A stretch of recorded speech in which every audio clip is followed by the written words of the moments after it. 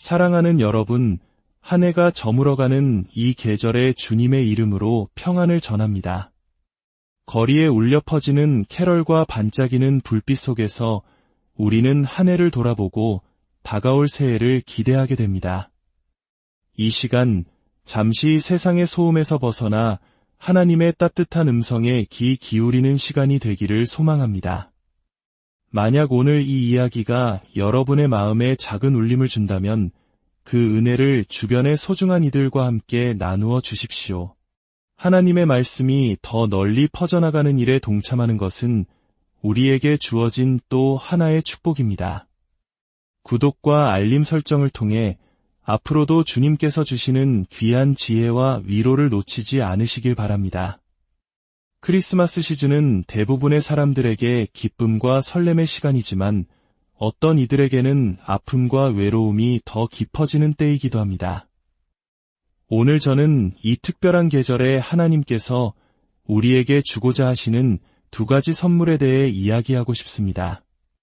바로 화해와 꿈입니다. 최근 저희 공동체에서 놀라운 간증이 있었습니다. 한 형제님은 고등학교 시절 한 소녀를 임신시켰지만 그 후로 자신의 아이와 아무런 관계도 맺지 못하고 살아왔습니다.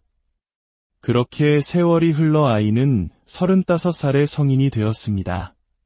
수십 년간 단절되었던 아버지와 아들, 그 누구도 다시 연결될 것이라고 상상하지 못했습니다.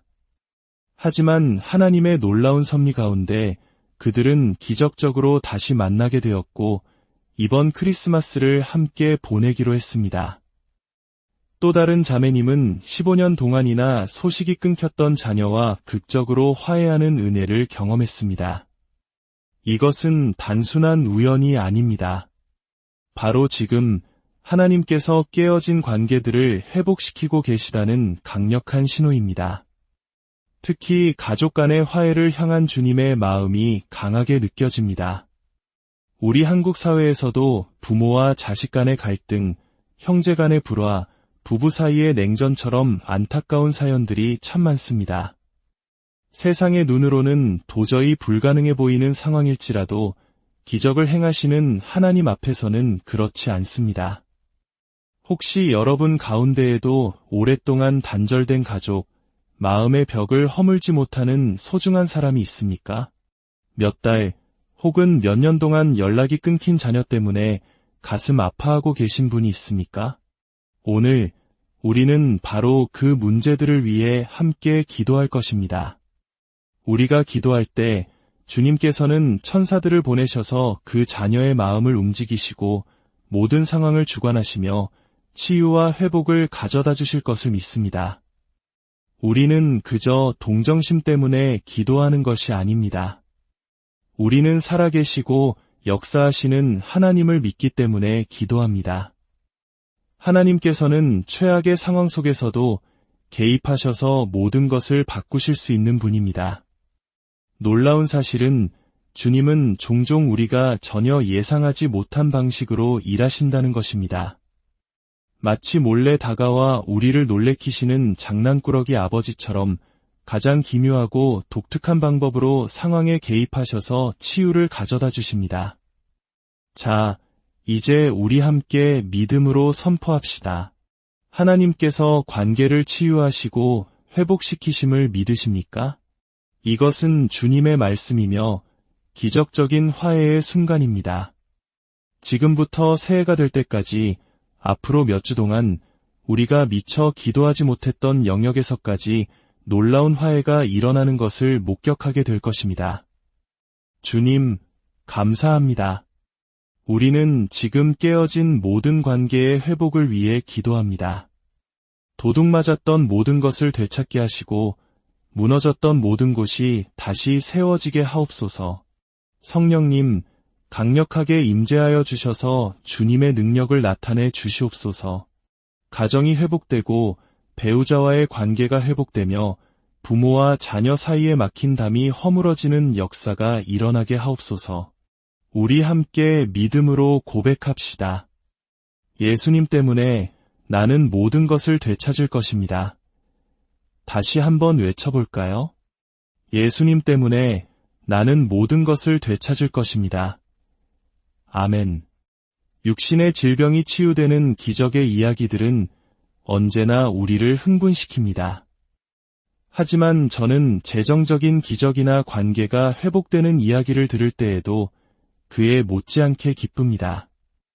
영원히 잃어버린 줄 알았던 자녀가 집으로 돌아왔을 때 부모의 눈에 맺히는 그 기쁨의 눈물을 보는 것만큼 감격스러운 일은 없습니다. 우리가 기도했을 때 주님의 천사가 여러분의 상황 속으로 파송되었음을 믿으십시오. 어둠의 세력은 더 이상 버틸 힘이 없습니다. 잠시 분위기를 바꿔볼까요? 제가 아주 좋아하는 유머 하나를 들려드리겠습니다. 스코틀랜드 백파이프 연주자가 있었습니다. 어느 날 그는 장의사에게서 한 노숙인의 장례식에서 연주를 해달라는 부탁을 받았습니다. 그 노숙인은 가족이나 친구가 아무도 없어서 켄터키의 외딴 시골에 있는 빈민묘지에 묻히게 되었죠. 연주자는 그 지역 지리에 익숙지 않아 그만 길을 잃고 말았습니다. 1시간이나 늦게 묘지에 도착해보니 장의사와 연구차는 이미 떠나고 없었고 무덤을 파던 인부들 몇 명만이 남아 점심을 먹고 있었습니다. 연주자는 늦은 것에 대해 미안해하며 인부들에게 사과했습니다. 그는 이미 뚜껑이 덮인 무덤 옆으로 다가가 달리 뭘 해야 할지 몰라 백파이프를 불기 시작했습니다. 인부들은 점심을 내려놓고 그의 주위로 모여들었습니다. 그는 가족도 친구도 없는 이 노숙인을 위해 온 마음과 영혼을 다해 연주했습니다. 어메이징 그레이스를 연주하자 인부들이 울기 시작했습니다. 그도 울었습니다. 모두가 함께 울었습니다. 연주를 마친 그는 악기를 챙겨 차로 향했습니다. 마음은 무거웠지만 한편으로는 무언가 가득 찬 느낌이었습니다. 그가 차 문을 열려고 할 때 한 인부가 동료에게 이렇게 말하는 소리를 들었습니다. 세상에 이런 건 처음 보네. 내가 지난 20년 동안 정화조를 묻어왔지만 이런 광경은 난생 처음이야. 자, 이제 다시 본론으로 돌아와 마태복음 2장을 통해 성탄 이야기에 담긴 깊은 의미를 살펴보고자 합니다. 흥미롭게도 예수님의 탄생 이야기는 불임에서 시작됩니다. 바로 세례 요한의 부모인 스가랴와 엘리사벳의 이야기입니다. 그들은 나이가 많아 아이를 가질 수 없었습니다. 어느 날 천사가 나타나자 스가랴는 심히 두려워했습니다. 성경은 그가 소동했다고 표현하는데 이것은 기저귀를 갈아야 할 정도로 겁에 질렸다는 뜻의 완곡한 표현일 겁니다.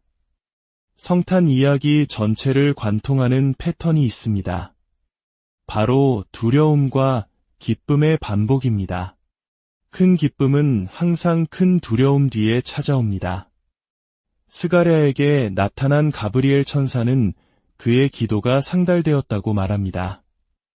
여기서 윌리엄 바클레이라는 신학자는 언어의 의미를 이렇게 해석했습니다.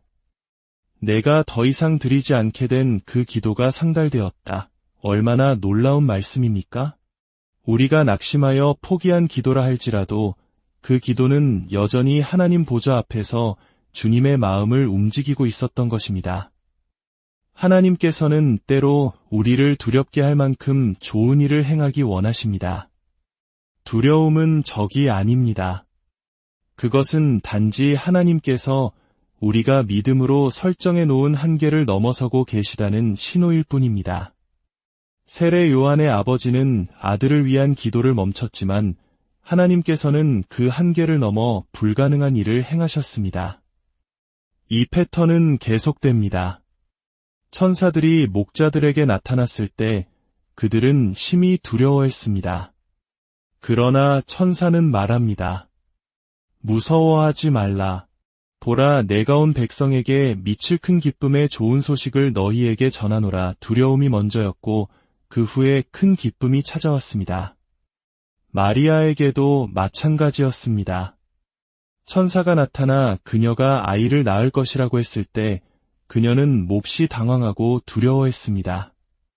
천사는 마리아를 크게 은혜를 받은 자라고 불렀습니다.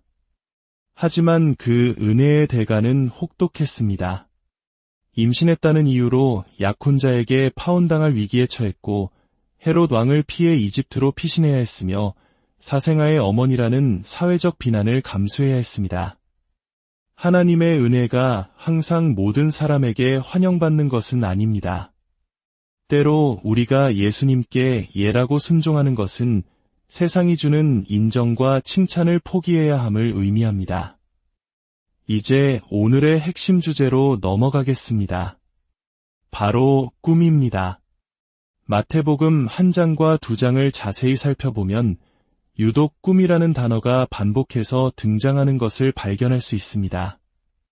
마태복음 1장 20절, 요셉이 마리아의 임신 사실로 고민할 때 주의 사자가 꿈에 현몽하여 이르되, 2장 12절, 동방 박사들이 헤롯에게 돌아가지 말라는 지시를 받을 때 그들은 꿈에 헤롯에게로 돌아가지 말라 지하심을 받아. 2장 13절, 요셉이 아기 예수와 함께 피신할 때 주의 사자가 요셉에게 꿈에 현몽하여 이르되, 2장 19절, 헤롯이 죽은 후 주의 사자가 애굽에서 요셉에게 꿈에 현몽하여 이르되, 2장 22절, 요셉이 갈릴리로 향할 때 꿈에 지시하심을 받아 갈릴리 지방으로 떠나가 구약 성경에는 이런 말씀이 있습니다. 주 여호와께서는 자기의 비밀을 그 종 선지자들에게 보이지 아니하시고는 결코 행하심이 없으시리라. 하나님께서는 어떤 새로운 일을 행하시기 전에 반드시 먼저 그의 선지자들에게 말씀하십니다. 구약 시대에는 특별한 선지자들에게 말씀하셨지만 신약 시대에 와서는 성령을 통해 하나님의 모든 자녀들이 선지자와 같이 주님의 음성을 듣고 꿈을 꾸고 하나님이 행하시는 일을 분별할 수 있게 되었습니다. 하나님께서는 계절이 바뀔 때, 즉 역사의 중요한 전환점에서 그의 백성들에게 말씀하십니다. 예수님의 탄생이라는 인류 역사상 가장 위대한 계절의 변화 앞에서 하나님께서는 반복적으로 꿈을 통해 그의 사람들을 인도하셨습니다. 저는 바로 지금이 또 다른 계절의 변화의 시기라고 믿습니다. 그리고 주님께서는 이 자리에 있는 모든 이들에게, 그리고 이 말씀을 듣고 있는 모든 분들에게 예언적 꿈의 영역을 활짝 열어주기 원하십니다. 하나님께서는 앞으로 다가올 몇 년 동안 우리가 상상할 수 있는 모든 영역에서 놀라운 돌파구를 마련해 주실 것입니다. 그리고 그 계절의 변화 속에서 우리의 꿈은 더욱 빈번해지고 선명해질 것입니다. 물론 우리가 꾸는 모든 꿈이 예언적인 것은 아닙니다.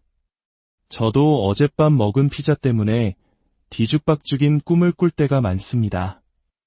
하지만 저는 제 삶에서 결정적인 순간마다 주님께서 꿈을 통해 말씀하셨던 것을 기억합니다. 몇 년 전 저를 몹시 힘들게 했던 꿈이 하나 있습니다. 꿈에서 저는 1938년식 낡은 자동차를 보고 있었습니다. 페인트는 다 산화되어 벗겨져 있었고 왼쪽 타이어 2개는 바람이 빠져 주저앉아 있었습니다. 그리고 그 차에는 캘리포니아 번호판이 달려 있었습니다. 꿈에서 깼을 때 제 마음은 몹시 무거웠습니다. 내 삶에 뭔가 큰 문제가 있구나. 내가 알지 못하는 죄가 있나. 온갖 생각에 사로잡혔습니다. 마침 예언적 사역을 하시는 한 사역자님을 만날 기회가 있어 이 꿈에 대해 나누었습니다. 그는 제게 물었습니다. 혹시 1938년에 캘리포니아에 살던 가족이 있었습니까? 알아보니 제 삼촌 한 분이 그 시절 캘리포니아에 살았고 20세기 초 미국에서 큰 부흥을 이끌었던 에이미 샘플 맥퍼슨이라는 유명한 여성 부흥사의 집회에서 솔리스트로 사역했다고 합니다. 그 사역자님은 꿈을 이렇게 해석해 주었습니다. 자동차의 왼쪽 타이어는 당신 가문이 태어난 목적, 즉 영적인 소명을 상징합니다. 당신의 가문은 그 부흥 사역을 통해 감당해야 할 역할이 있었지만 그것이 중간에 멈추어 버린 것 같습니다. 차가 낡고 타이어에 바람이 빠진 것은 그 소명이 오랫동안 방치되었음을 보여줍니다. 하지만 주님께서 이 꿈을 보여주신 이유는 당신을 통해 그 가문의 소명을 다시 회복시키고 완성하기 원하시기 때문입니다. 그 말을 듣는 순간 제 마음의 모든 무거움이 사라지고 기쁨이 차올랐습니다. 그것은 정죄의 꿈이 아니라 회복과 소명을 향한 초대의 꿈이었던 것입니다. 하나님께서는 여러분에게도 이런 꿈을 주길 원하십니다. 여러분을 하나님의 임재 안으로 더 깊이 이끌고 여러분의 삶과 가문을 향한 놀라운 계획을 알려주는 꿈말입니다. 계절이 바뀌고 있습니다. 주님께서 여러분 각자에게 말씀하시는 음성이 극적으로 증가할 것입니다. 특히 잠자는 동안 꿈을 통해 말씀하실 것입니다. 여러분은 잠에서 깨어났을 때 무엇을 해야 할지 명확히 알게 될 것입니다. 관계의 문제에 대한 해답을 얻고 재정적인 돌파구를 위한 지혜를 얻게 될 것입니다. 이제 우리 함께 이 꿈의 은사를 위해 기도하기 원합니다. 하나님께서 여러분이 잠자는 동안에도 말씀하시기를 원하십니까? 하늘에 계신 아버지, 지금 이 시간 주님의 자녀들 위해 꿈의 영역을 활짝 열어주시기를 간구합니다. 주님께서 이 땅에 새로운 일을 행하시기 전에 선지자들에게 말씀하셨던 것처럼 이 시대의 선지자들인 우리 모두에게 꿈과 환상을 통해 말씀하여 주옵소서. 밤에 우리를 가르치시고 주님에 대해 더 깊이 알게 하시고 주님께서 행하시는 일들을 보여주시옵소서.